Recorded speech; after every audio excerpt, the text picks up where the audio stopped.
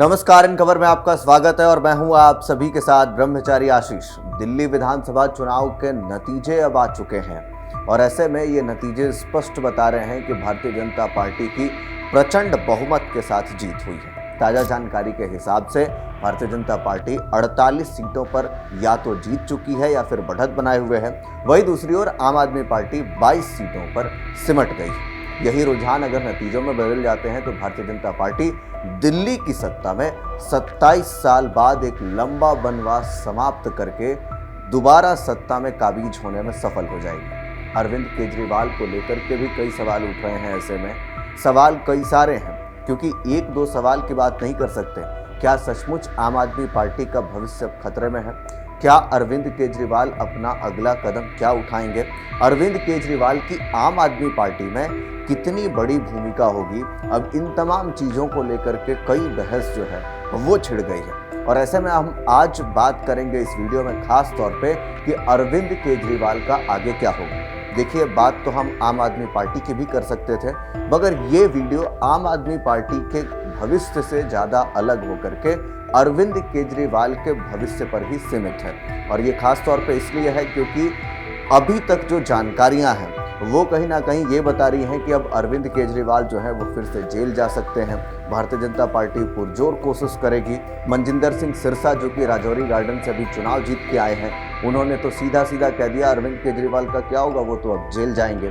तो ऐसे में क्या सचमुच केजरीवाल का अब भविष्य क्या है, इसको लेकर के ये पूरी जानकारी जो है हम आपको लेकर के पहुंच रहे हैं। जो सबसे पहली चीज़ है जो कि अरविंद केजरीवाल कर सकते हैं वो है कि बतौर विपक्ष के नेता केजरीवाल जो है वो चुनाव में हार के बाद विपक्षी दलों के नेता के रूप में अपनी भूमिका निभा सकते हैं और इस भूमिका में वे सरकार की नीतियों की आलोचना कर सकते हैं और जनता के मुद्दों को फिर से पुरजोर आवाज में उठाने की कोशिश कर सकते हैं। इसी के साथ अब सवाल ये भी है कि पार्टी संगठन में अरविंद केजरीवाल का क्या रोल होगा।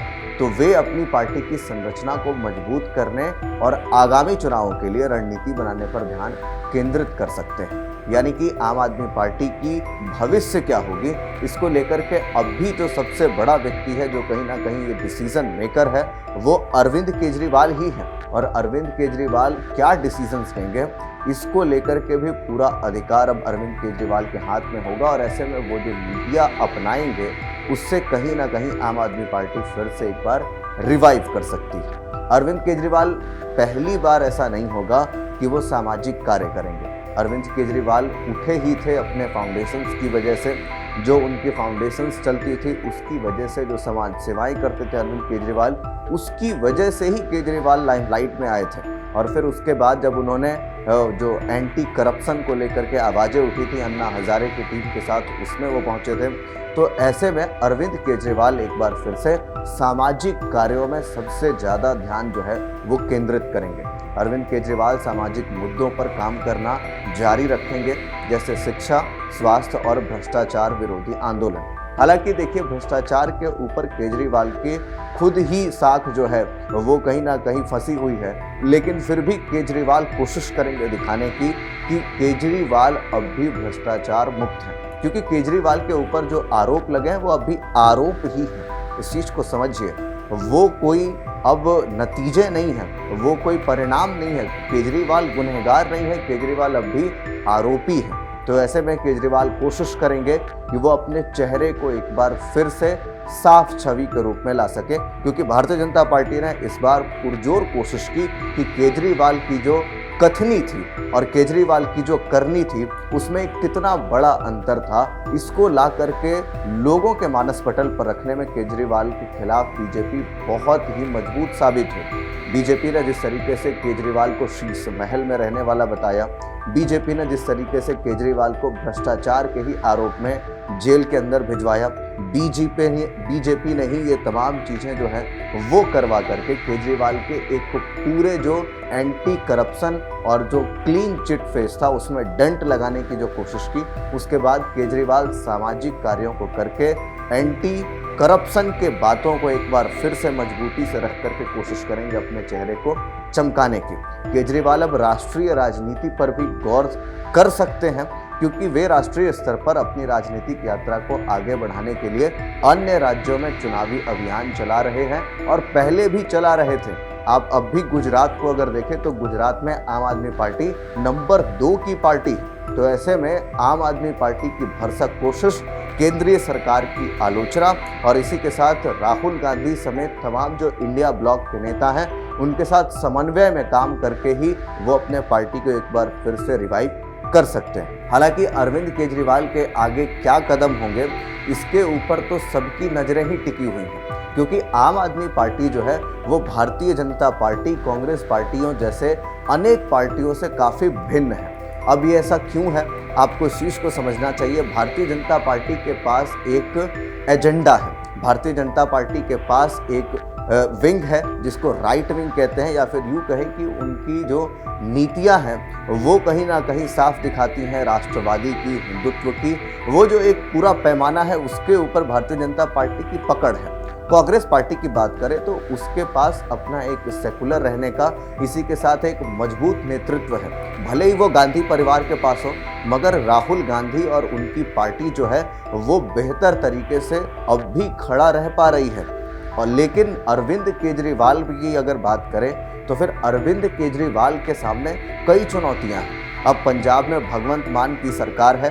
भगवंत मान जो है वो अब केंद्रीय नेतृत्व यानी कि पार्टी की जो नेतृत्व है इनकी, अरविंद केजरीवाल की कितनी बात सुनेंगे, इसको लेकर के भी अब सोचना होगा। क्या भगवंत मान अपने तरीके से ज़्यादा काम करेंगे पंजाब में, या फिर भगवंत मान कोशिश करेंगे कि वो अरविंद केजरीवाल के साथ एक समन्वय बना के चले। अब कहीं ना कहीं अरविंद केजरीवाल की पार्टी जो है वो कई धड़ों में बट गई है, और ऐसे में अब अरविंद केजरीवाल के पार्टी की ही अगर देख ले तो फिर एक भगवंत मान का गुट आपको नजर आ जाएगा।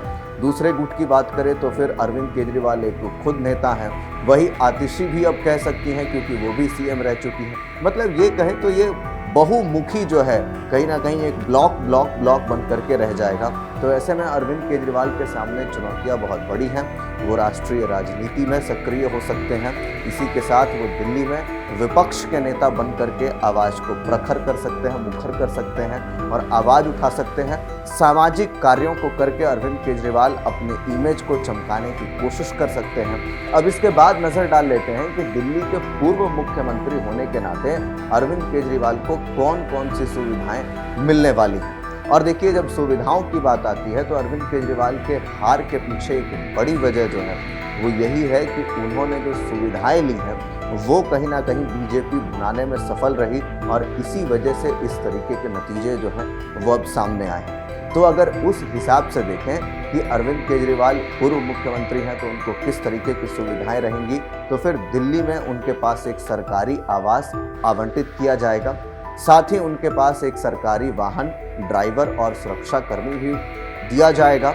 इसके अलावा पेंशन और अन्य भत्ते भी मिलते रहेंगे। जानकारी के मुताबिक यह पेंशन पूर्व विधायक को मिलने वाली पेंशन के बराबर ही होगी, जो करीब 15,000 रुपये महीना होती है। वहीं केजरीवाल और उनके परिवार को free medical facility, telephone, internet समेत कई सुविधाएं भी मिलने वाली हैं। तो ऐसे में अरविंद केजरीवाल का भविष्य फिलहाल इन्हीं कुछ पहलुओं पर बंद करके रह गया है, और अब अरविंद केजरीवाल अगला मूव क्या करेंगे इसको लेकर के हम आपको आगे अपडेट्स देते रहेंगे।